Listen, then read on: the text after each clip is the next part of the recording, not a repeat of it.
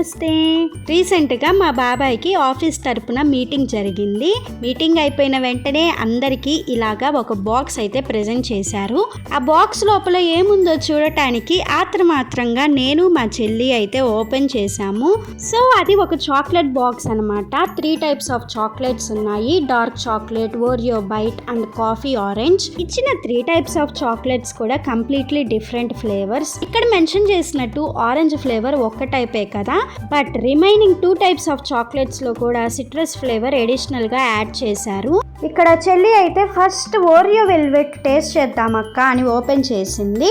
Taste చేసిన వెంటనే orange flavoured white chocolate compound లో ఓరియో క్రష్ ని యాడ్ చేసినట్లు అర్థమైంది.